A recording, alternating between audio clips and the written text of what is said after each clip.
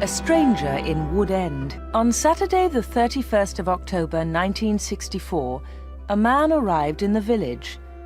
It was late in the evening. He was looking for somewhere to stay the night. He knocked at a door, and a woman opened it. "Good evening, madam," the man said. "I'm sorry it's so late, but can you help me, please? Is there a hotel in this village? I want to stay here tonight." The woman laughed. "A hotel? Here in Wood End? No, sir, I'm afraid there isn't." "What a pity," said the man. "I'm a stranger here, and I want to see your village tomorrow." The stranger was very polite. He was tall and had dark hair, and he had strange green eyes. "Perhaps Mrs. Harrison can help you," the woman said. "She has a room. Perhaps you can stay with her. Wait a minute, I'll get my coat and I'll take you there." The woman took the stranger to Mrs. Harrison's house.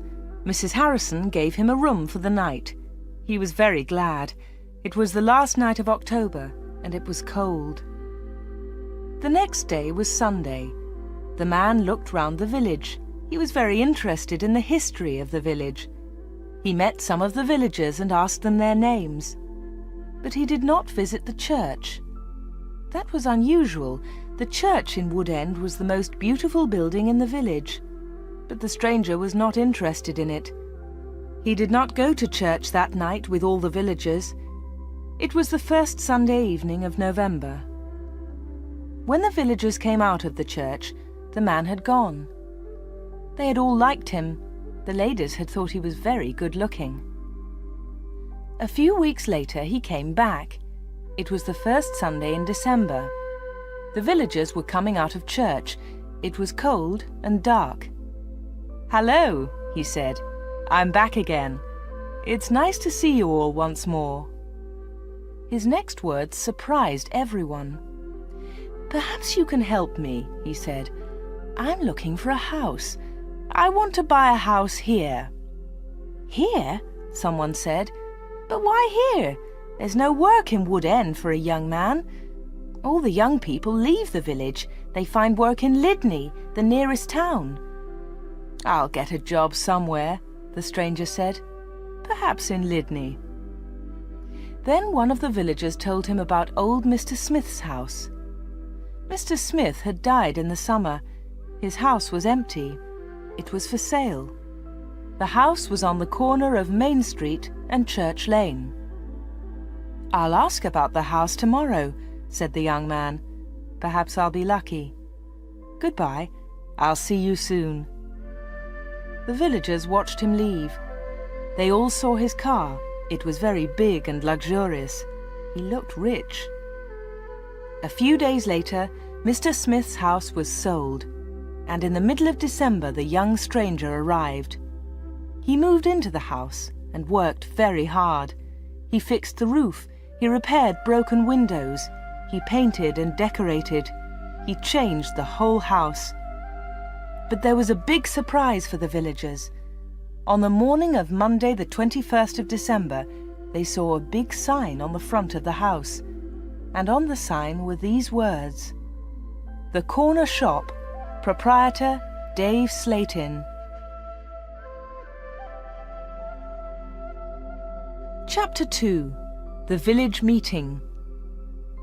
The villagers could not believe it. A shop in Wood End. Everybody talked about it.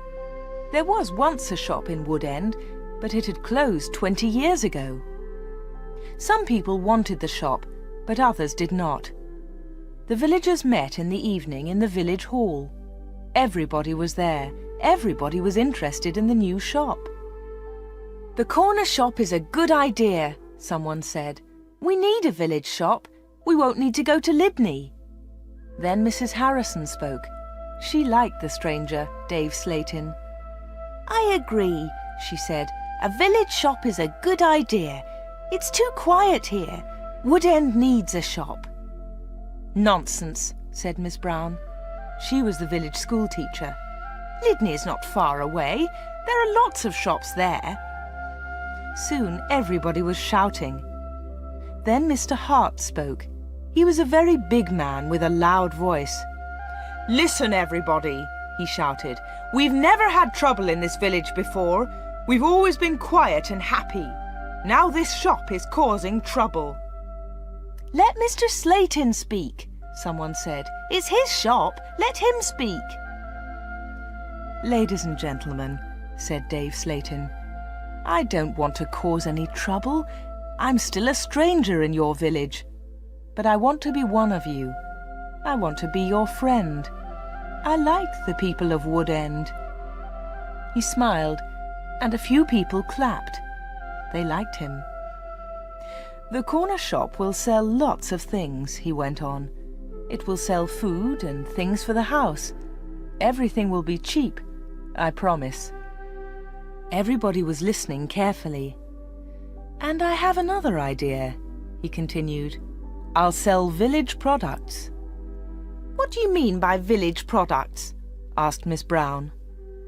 "I'll tell you, Miss Brown," he said. "I know that you make beautiful bread and cakes." Miss Brown smiled. Yes, she did make bread and cakes. Everyone knew that. "And you, Mr. Hart, I've seen your flowers. You grow beautiful flowers." Now Mr. Hart smiled. Yes, his flowers were beautiful. Everyone knew about them. "And Mr. Everett makes pots," someone said.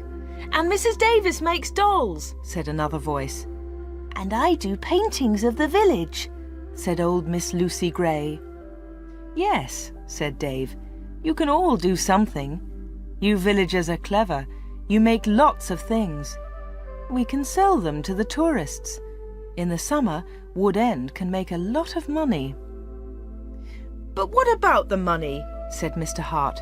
"How will you pay us?" "That's a good question," said Dave. "And here's the answer. You'll bring your things to me, and I'll sell them for you. I'll keep some of the profit. You'll have the rest." "What a good idea," said Miss Brown. "Yes, I agree," said Mr. Hart.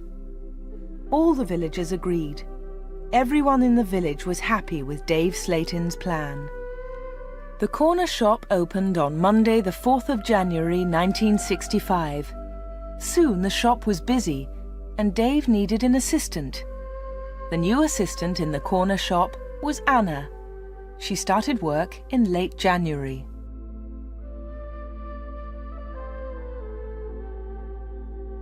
Chapter 3. The Corner Shop.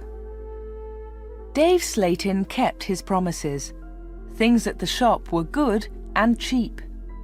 "How does he do it?" asked Mrs. Harrison.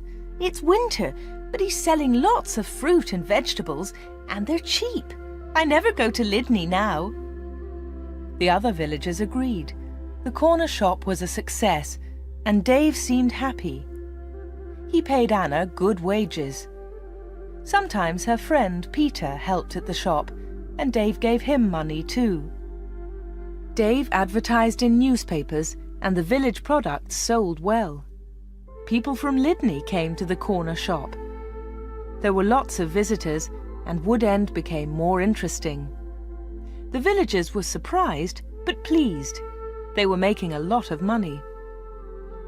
Dave lived alone in a flat above the shop. He was very popular in the village, but no one ever went to his flat. No one ever saw inside it. At the bottom of the stairs there were 2 doors. One led into the stockroom. The other door had a notice on it. "Special orders only. Keep out." The door was always locked. Anna never went into the special orders room.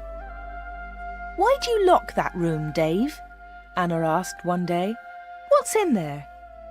"It's for special orders," he replied. "Big orders." "But you won't get any big orders in Wood End," said Anna.